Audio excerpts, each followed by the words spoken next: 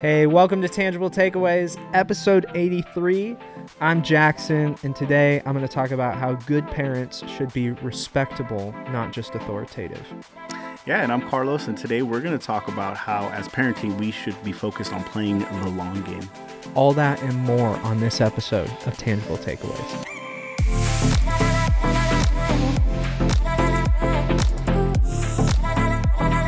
Hey, welcome to episode 83 of Tangible Takeaways.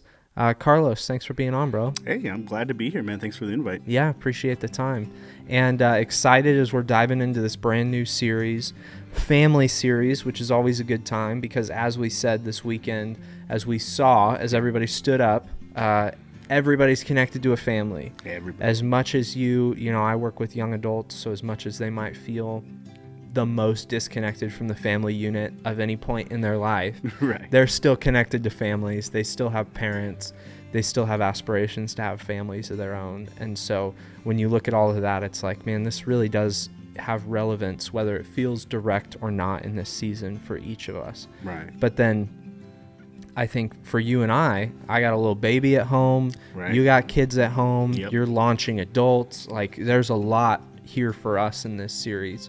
So what would you say, just broad strokes, diving into this Don't Blink series, what are you looking forward to or, kind of excited about? Yeah, no, I mean, I look forward to that, my history of just coming from a background of maybe not having, being raised in the church and having a biblical background, understanding of what parenting and, being in a marriage looks like from a biblical perspective.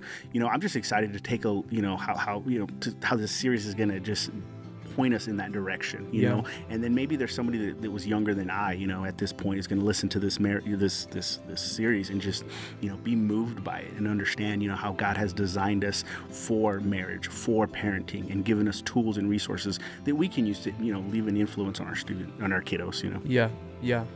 And that is such a cool perspective that you have of you get the compare and contrast. Definitely. You get the pre-biblical perspective. I'm drowning. I'm trying to figure it out. And then you get the, God actually has some stuff to say about this, so you get to compare the benefits really of doing life with God that way in the family unit. And yeah, man, I feel the same way. It's kind of interesting. I resonated a lot with, obviously my dad's talking about the season of life where he's coming in and he's like, I didn't even know I had to be thinking about that with my kids because we're all so little. Right. And I'm thinking about that same thing with Hezi of like, okay, he's 10 months old right now, so I can be prone to not think super strategically at 10 months old. It's just like, I'd love it if you slept through the night. That'd be awesome. Yeah, that's great. I would settle for that. Right. But, not losing sight of that and wanting to be intentional even now in the conversations that my wife and I have about raising him in the things that we get to lean into. So that was just a great reminder.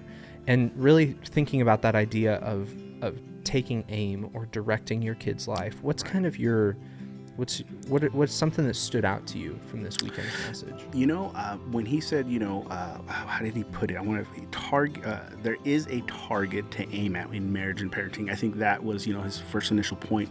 And I just loved that idea because, I tend to think, I used to view parenting with this view of 18 years, and that's all I got to do. And then, they're not my responsibility anymore. Kick them out. Kick them out. You're done, guys, But now, understanding that, God has given us, that time, at least a time frame to influence our kiddos. I love how he phrased it.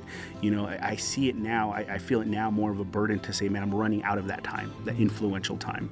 And so when Pastor Todd put it that way, it felt just like, man, just an importance that, if we could flip the script on how we view parenting, and influencing the next generation, I think that we would be a little bit more intentional, right, than we have been maybe historically, and maybe kind of self-reflect, like, am I doing everything I can to make sure that in the time frame I have my kiddo at home? And for some people it might be a little bit longer, right? Am I doing what I can to be influential to my kiddo moving forward? I think that was just resonated so good for me. I love the fact that he went over that, and then even the part when he walked through that letter to how I want to raise you know, Jackson and Aaliyah. And I thought that was just, man, that was so cool to see that as a parent. I think it should encourage other parents to kind of say, hey, what is our target? What are we aiming at here in this marriage and in raising our kiddos? Yeah.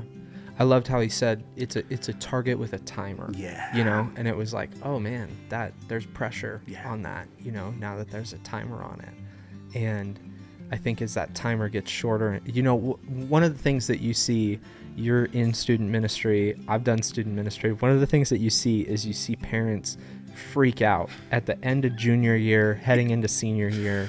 And it's like, now we got to be intentional about our parenting. Right. And it's like, too late. Yeah. Like, you missed so much of the foundational time of investing into your kid, training them, teaching them about how to be somebody who loves and pursues Jesus, things like that. Like, yeah, you can try to be influential right now, but your authority, your control has really dipped now. Now you're almost solely into influence. Come 18, it's going to turn all into influence. Exactly. And so now you've just got to, you know, we're kind of on a wing and a prayer here, hoping that we can influence this kid to love Jesus when nothing about their life has shown that until now.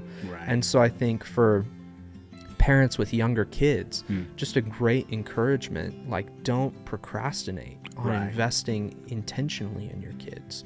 You know, the thought that kids, you just kind of fumble around with them and they just kind of turn into who, you know, I'm speaking about this from somebody who's just got a baby at home, but I've also watched from the youth ministry perspective, the parents that have been like, oh shoot, we should be intentional. And it's like, whoa, like, we should have come to this conclusion a lot longer ago. Right. You know, so I think that there is that, we have to have in mind that pressure, you know, of the, almost like he was saying, you know, I want to look at the season that I'm in, but I got to keep looking ahead too. Season I'm in, look ahead. Season I'm in, look ahead.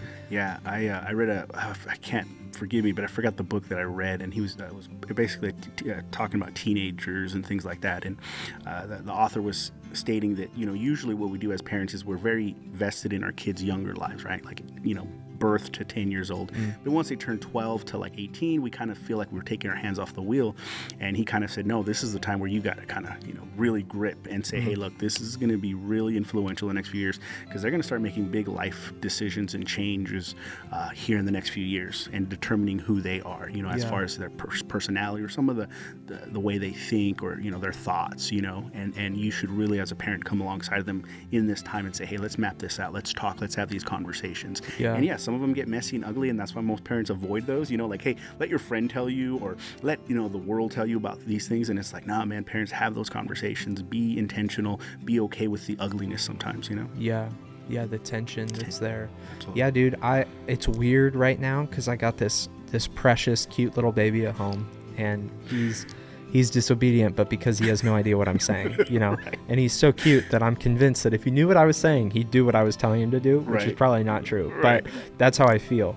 And I have multiple times now in his life already thought forward of like, there's coming a day where you're not going to want me to tell you what to do. You're not going to want my input. You're not going to want my advice, you know, and thinking about that and how I think it's interesting. Like, I think a lot of parents are really comfortable playing the I'm your parent, so I'm an authority card, because that's part of parenting, and that needs to be part of the equation. I don't know how many parents think about, I want my kids to respect me. That's in a different category. And do your kids have some to play in that? Sure. They need to be willing to submit and things like that. But you also need to be respectable. Absolutely. Like, they're watching your life. Yeah.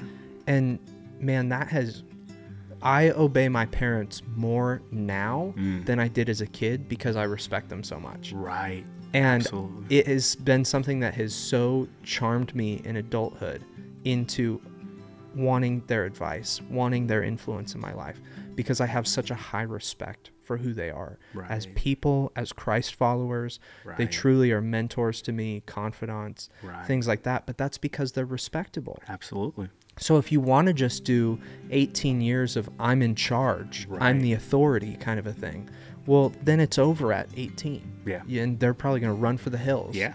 And so it is that as time goes on, I'm shifting into influence a little bit more, which means I need to be somebody that they respect. Definitely. That demonstrates work ethic, expertise, patience, diligence, somebody who, man, takes serious my relationship with God. Amen. If you're expecting, we were talking about this before the camera started rolling, if you're expecting your kid to be a super passionate Christ follower and you're not super interested in your relationship with God, I don't know how we're going to get there. Right. Like, no, exactly. And so I think that's something that is so on my radar because I have such a respect for my parents. I want to be, as I think about the disrespectful punk teenager that Hezi will be one day, which seems like it can't even happen, Carlos, but it's going to happen. I want to be somebody that he respects. Even then, even when he disagrees with me on everything, I still want to have earned over those years leading up to that his respect. Yeah.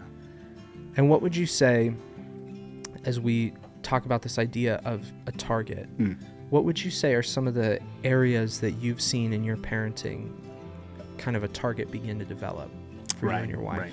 So it was funny because, like I said, we came into the middle of this, we had some kids that were about to be adults. We had some teenagers, and then we had, our son and daughter who, our last ones in the home, at about 10, 11 years old. So it was like these three different these groups of kiddos that now all of a sudden we come to faith, and it's like, boom, this radical change for them, and at that moment, I remember like what I did was, I started to follow other examples. Like, so, I grew up sports. I'm a sports guy, right? Yeah. And so my heroes were like the Kobe Bryants and those guys, right? Like, like the athletes and, like, okay, they must be successful. Therefore, they're good people, right?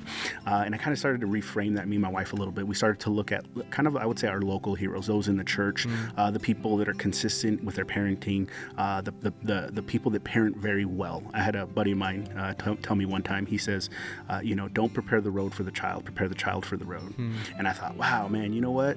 I need to do that a little bit more, right? Like, I'm so careful setting these boundaries, and which are good, but I thought, you know what? If I'm more intentional with my kiddo and preparing them for what is to come, they're going to see it before they get into trouble a little bit more, So, we just thought to ourselves, we need to be more consistent with that.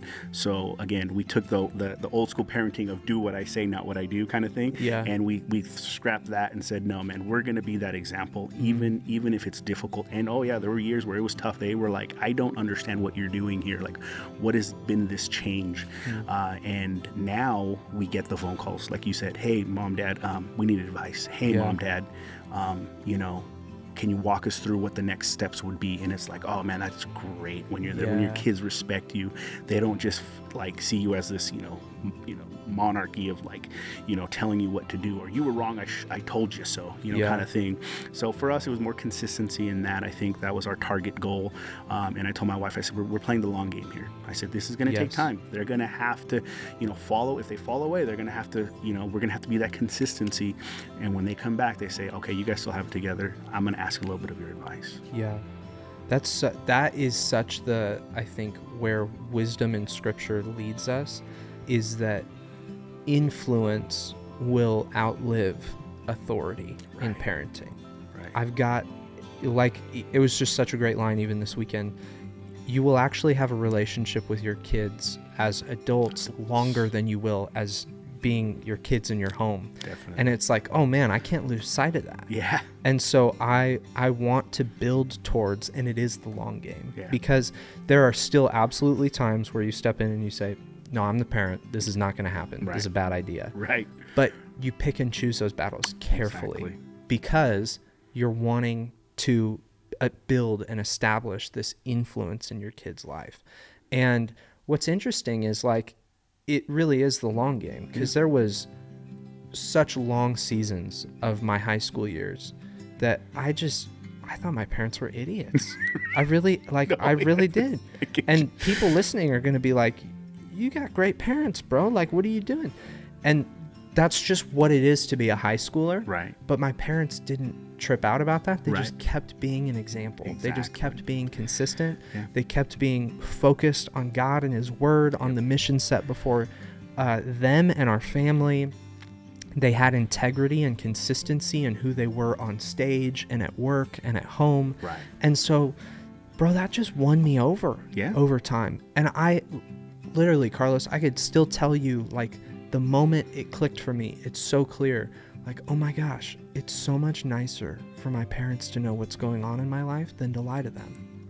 Because they have great advice. Yeah. And it was like, I love not lying to my parents. And that took me so long to get there, bro. But when I did, right, like in college, when it was like, I like my parents knowing everything that's going on in my life and getting their opinion on it, because I so respect them. Right. And I've not wavered from that since. That's awesome. But that was that long game, yeah, right, that they were playing. And I think that's such a great point, dude, of like, there are those times where it's like, I do not like what's going on right now, but I got to read the season that I'm in. Exactly. And I got to read this battle, and this isn't a hill to die on. I just don't think you should paint your nails that way. Yeah. That's gross. You're right. But I'm going to remain influential, you know, because this isn't the hill that I'm going to die on. Exactly. There are hills that I will die on, but this isn't it. This isn't it today. And so I think that's such a great point. And one thing I wanted to ask you too, since you work with students here at the church, what would you say from the perspective of a youth pastor, what would you say you wished parents engaged you on more as a youth pastor? Because we've got a ton of parents watching this, and they might not know the resource that their youth pastor wants to be to them. So what do you kind of wish in that partnership with parents you got more opportunities with? Yeah, I mean, I would say for the most part, my biggest thing is that, you know, availability. Like I would tell my parents, like, listen, we're available. We know that you're in difficult seasons. I think the idea is that, you know, you're considered in this pastoral role, or, you know, this, you know, youth role, and you should, you know it all, or, you just want those kids that are saved, and those kids that, you know, aren't you know, headache or dealing with some things, right? I'm more of the, you know, I know as a student team in general, man, we understand. We're parents. We've been parents. We know that it can get messy and ugly. And for my parents, like, specifically, like, communication. Like, listen, I'm here. I'm available if you need to talk. And it's okay. It's okay to not be okay. And I think as parents, you know, we bring our kids. You know, some of our students come to church with this idea, like, you know, don't embarrass me. And I'm more of the, no, man. Listen, I've had teenagers too. Like you said, I've had teenagers too. And, you know, I've had those conversations where I'm like, no, be you. Like, the one thing I told my kids, even to this day, I still tell them when they were joining my youth ministry, was be yourself. Listen, I don't want you to fake it to make it. Don't come here with you know, I said, I want you to be genuine. And if you're walking through your faith and this is something you have a ton of questions about, then let's figure this out together. Like, we're not this, you know, oh, everything's perfect, everything's great. We understand that those are going to you're dealing, and even more so in this generation. I got to parent a generation that was worried about significantly other things than this new generation of parents that are having to deal with and raise their children up. And man, you have people here to support you. Yes, we are going to do our best to support you and provide resources, and the parenting conference coming up, things like that. We're going to provide those resources. We want to partner with you. We want to you know, come alongside you and do that. But that, it's a two-way thing. You know, I don't want to, you know, I want you to be able to know that I'm available. And if you need to communicate, man, let's do that. Yeah, that's so good, bro. And such a great word for, I think, the place that life change starts for anybody is, let's just be real and let's stop putting on a show for everybody.